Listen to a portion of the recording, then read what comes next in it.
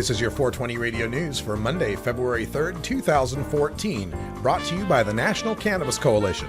I'm Russ Belville. President Obama on Friday reiterated his belief that marijuana is no more harmful than alcohol. Obama said marijuana can be subject to abuse like alcohol, but it is a public health challenge. The racial disparity in marijuana arrests concerned the president, saying, quote, that it is a problem, end quote. The president referred to legalization in Colorado and Washington as experiments, and that his Justice Department will be concentrating on keeping those experiments confined to those states. Obama also echoed the concerns of the anti-legalization group Project SAM that legalization would bring about, quote, big corporations with lots of resources and distribution and marketing arms peddling marijuana, end quote, and that, quote, the levels of abuse that may take place are going to be higher, end quote. But when pushed on whether his administration would support the removal of cannabis from the list of Schedule I drugs, Obama stated, quote, what is and isn't a Schedule I narcotic is a job for Congress, end quote. California has another marijuana legalization initiative in the works for 2014. The California Attorney General has approved the Marijuana Control Legalization and Revenue Act, or MCLR, for signature gathering. Fiscal analysis of the measure shows the Golden State reducing law enforcement costs by $100 million per year and generating, quote, a few $100 million annually related to the production and sale of marijuana, end quote.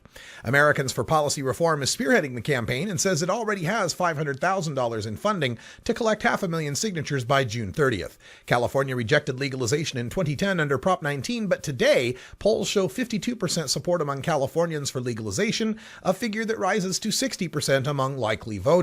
MCLR would legalize adult cultivation of 12 marijuana plants with 6 flowering per residence and allow possession of all the marijuana produced by those plants. Hemp would also be legalized, nonviolent pot prisoners' cases would be reviewed for release and expungement, and commercial regulations would be promulgated.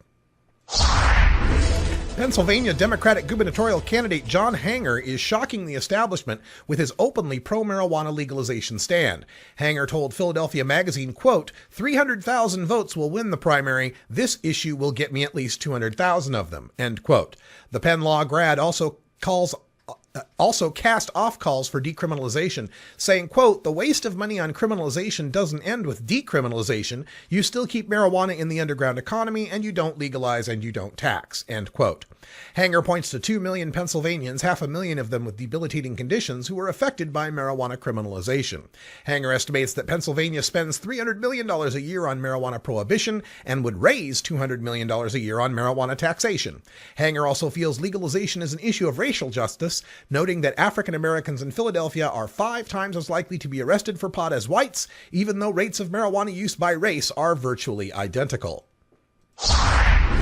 Normal, Nebraska is trying to get medical marijuana on the ballot for 2014. The group has proposed a constitutional amendment that would allow the private non-commercial growing, consumption, or distribution of cannabis, also known as marijuana, by any patient with a doctor's recommendation to use cannabis for a medical reason.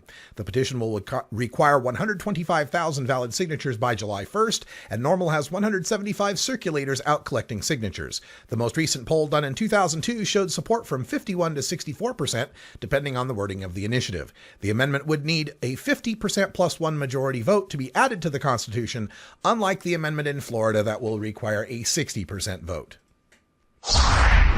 New York officials believe they can get their medical marijuana program up and running in about a year using marijuana supplied by the federal government. Nirav Shah with the Department of Health testified that the state will use the dormant 1980 Olivieri law to allow medical marijuana use for research purposes at 20 hospitals statewide.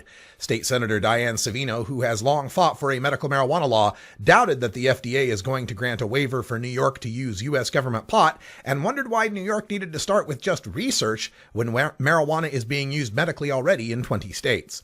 Shah thinks the government will relent because New York will help prove marijuana's medical effectiveness. Quote, the evidence that we provide will be of such high value and done at the statewide level that it will be enough for the country, end quote, said Shah.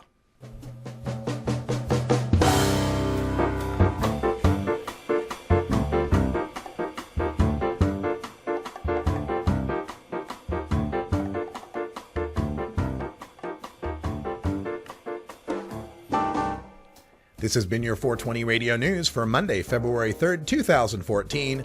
I'm Russ Belville. Transcripts of 420 Radio News are available exclusively at the National Cannabis Coalition.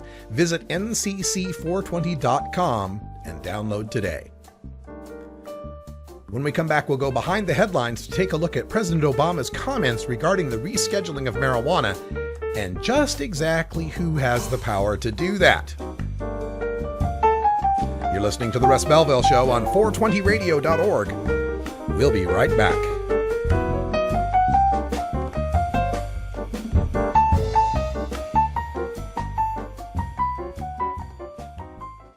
I'm Radical Russ Belville, and I want to thank you for listening to 420 Radio.